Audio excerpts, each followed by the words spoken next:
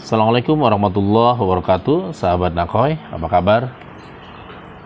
Sekarang kita bertemu dengan saya dalam literasi novel My Name is Nakoy dalam episode Rantai Kepemimpinan di halaman 126, 127, 128, 129 sampai 130. Oh ya, jangan lupa buat Anda yang baru mengenal channel ini langsung segera subscribe, share, dan juga boleh like dan berikan komentar terbaik agar channel ini lebih mendunia lagi. Saya akan membacakan persis apa yang ada dalam novel ini, tidak kurang dan tidak lebih ya. Rantai Kepemimpinan. Kepemimpinan itu bagaikan rantai. Itulah yang aku sampaikan pada sambutanku di malam pergantian lurah santri pesantren. Pemimpin yang baik dan hebat akan melahirkan pemimpin yang baik dan hebat kembali di seterusnya. Rasanya mendapatkan kesempatan 2 kali memimpin santri adalah keberkahan dan kebahagiaan yang akan saya bawa sampai kapanpun. Aku melanjutkan sambutanku. Tampak ratusan santriwan dan santriwati berada di aula masjid pondok pesantren. Tampak Kiai Zen, para kiai dan juga para asatid. Aku sendiri masih berdiri di atas mimbar yang sudah berkali-kali aku naiki sejak menjadi lurah santri. Lalu aku pun melanjutkan sambutanku. Dalam membangun masa depan pesantren yang dibanggakan dan diharapkan, kita masing-masing harus menjadi pemimpin untuk diri kita sendiri. Rasulullah pernah bersabda bahwa setiap kita adalah pemimpin dan kita akan mempertanggungjawabkan apa yang kita pimpin. Aku menatap para santri yang duduk khusyuk di hadapanku. Di pondok ini sendiri, aku belajar bagaimana mendengarkan ketika orang lain sedang berbicara. Karena itu bagian dari adab belajar. Kami juga diajarkan bagaimana menghormati orang tua dan guru, seperti yang diajarkan oleh dalam kitab Ta'lim Muta'alim. Aku pun melanjutkan sambutanku. Saya ingin ketika beberapa bulan akan datang sudah menjadi alumni pondok ini, maka saya titipkan, bukan atas nama saya sendiri, saya titipkan rantai kepemimpinan ini kepada kalian. Ingatlah wahai lurah santri baru bahwa kepemimpinan sekali lagi bagaikan rantai. Jika ada satu yang buruk, maka dengan mudah akan membuat sebuah motor berhenti dan rusak. Saya membagi pemimpin menjadi 3 model. Pertama adalah pemimpin yang menciptakan peristiwa. Ia tidak hanya berpangku tangan, ia juga hanya menunggu perintah. Ia bukan hanya menunggu dikritik, bahkan disalahkan. Ia berani terhadap resiko, bahkan nama baiknya buruk. Dalam kesempatan yang baik ini, saya dan pengurus santri lainnya mohon maaf jika ada kesalahan selama 2 tahun ini. Terkadang kami mungkin seperti mandor lapangan.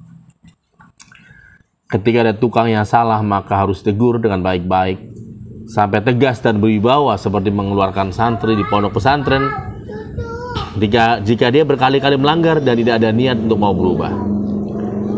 Kadang-kadang kami juga bagaikan penari sorak. Ketika tim yang ada berhasil, maka kami harus menari seindah mungkin. Ketika ada santri yang berhasil dalam prestasi, maka kami juga merasakan apa yang dirasakan oleh para santri. Terkadang ada benturan nilai dan pendapat, bahkan sampai terjadi salah paham di antara kita. Untuk mewujudkan impian kalian, adik-adikku, santri, dibutuhkan 3B, yaitu beribadah, belajar, dan berjamaah. Beribadah, belajar, dan berjamaah. Rasanya 2 tahun ini sangat cukup sebagai membangun pondasi ini. Saya mohon kepada lurah santri yang baru akan melanjutkan pondasi yang sudah kami kerjakan sebelumnya. Karena yang paling sulit adalah membangun pondasi di awal. Kuliah jam dinding yang persis ada di hadapan mimbar sudah menunjukkan pukul 20.30 malam. Lalu aku pun bersiap-siap menutup sambutanku. Jika pemimpin pertama adalah menciptakan peristiwa, maka model pemimpin kedua adalah menyaksikan peristiwa. Ia hanya menjadi pemimpin yang nyaman dan aman-aman saja. Tidak mau mengambil resiko dan membuat program yang berisiko terlalu tinggi, apalagi yang mendobrak sesuai sesuatu yang sudah baku padahal salah. Saya berharap lurah santri yang akan datang menjadi bagian dari yang kedua ini, yang tidak hanya menunggu sebuah peristiwa. Sementara yang ketiga adalah pemimpin yang mempertanyakan peristiwa. Ini justru yang dilakukan oleh orang-orang yang sudah komplain, mengeluh, dan bukan hanya menyaksikan, tapi mereka juga parahnya mempertanyakan, menggugat, bahkan juga mempermasalahkan sesuatu yang tidak ada masalah. Tiga tipe ini pasti semuanya orang tidak. Tiga tipe ini dalam kepemimpinan tentu saja ada. Maka di malam yang penuh kebaikan ini, wahai para santri, harapan ibu dan bapaknya, belajarlah dan jadilah pemimpin. Gunakan rahasia 3B untuk sukses di masa depan. Ingatlah beribadah, belajar, dan berjamaah.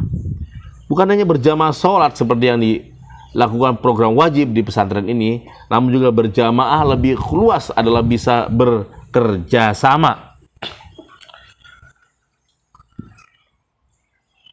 Satu dengan yang lainnya.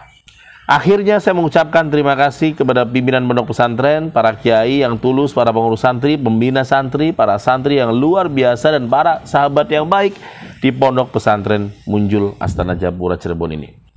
Semoga apa yang kita perjuangkan bersama menjadi amal soleh dan warisan kebaikan yang tidak akan mati selamanya. Saya juga meminta maaf kepada semua santri jika selama ini ada kesalahan, kekhilafan kepada para kiai, ustadz, asatidz, pengurus santri di pondok ini. Akhirul kalam, assalamualaikum warahmatullahi wabarakatuh.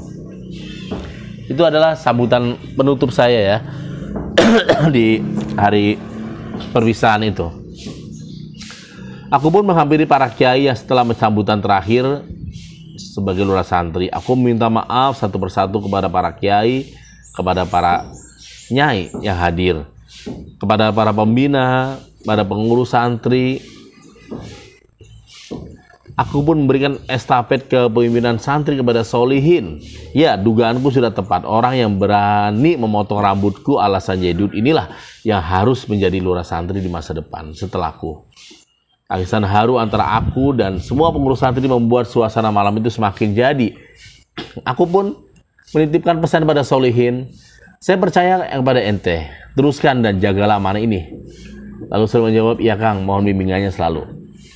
Malam itu aku pun kembali ke kamar. Samsu dan teman-temanku berkata, apa yang ente akan lakukan setelah gak jadi lurah santri lagi, Nang? Katanya. Biasa sibuk, gak sibuk lagi soalnya. Sam, baru kali ini saya bisa santai. Selama 24 jam yang ada adalah otaknya bagaimana santri. Pesantren dan kita semua sekarang saatnya di akhir pondok ini memberikan bagaimana persiapan ujian akhir yang terbaik. Kita harus yang terbaik, Sam. Ya benar, saya juga lega sekarang. Semoga lurah santri yang sekarang bisa meneruskan apa yang ente sudah bangun ya, Nang. Samsu meneruskan. Aku menjawab, yang penting dia memimpin dari hatinya sendiri, bukan diatur orang lain, Sam. Tahukah ente bahwa pemimpin itu ada dua gabungan, yaitu seni dan yang kedua adalah pengetahuan. Semoga solihin bisa kedua-duanya. Lalu Samsu menganggukkan kepala dan sedikit menguap, menandakan sudah ngantuk. Itu Sam. Apa ente sudah siap? Apa ente siap nggak lagi dihormati pondok ini? Apa ente siap orang nggak manggil lurah lagi? Apa ente siap orang nggak takut lagi sama ente? Apa ente siap menjalani semua ini? Saya ingat bagaimana harismanya ente ketika sholat jamaah, para santri sudah masuk semua di masjid. Lalu ente dan pengurus santri datang, para santri berdiri mengucapkan sholawat dan langsung istiqomah. Lalu ente jadi imamnya. Apa ente siap nggak jadi imam lagi? Saya yakin. Saya mikirin aja pusing bagaimana ente. Aku kagum dan kaget dengan Samsu itu memiliki pertanyaan yang bahkan tidak pernah aku bayangkan. Lalu aku mengajarinya keluar kamar, duduk di teras pondok Al Barokah sampai jam 1 pagi. Berduduk di sebelah Samsu di depan pondok hanya ada 2 halaman. Ada rumput liar dan ada rumah Kiai Sugro. Aku pegang pundak dia dan berkata, awalnya saya juga memikirkan seperti yang ente lakukan tadi. Tapi satu hal yang ingatkan saya, emak dan bapak, tujuan saya ke pondok adalah bukan mau jadi lurah, tapi mau jadi santri. Kalau jadi luar santri, anggaplah bonus saja ya Sam. Malam itu menjadi malam yang terakhir antara Samsu dan Nakoy. Terima kasih teman-teman yang hebat. Jangan lupa subscribe dan share. Assalamualaikum warahmatullahi wabarakatuh.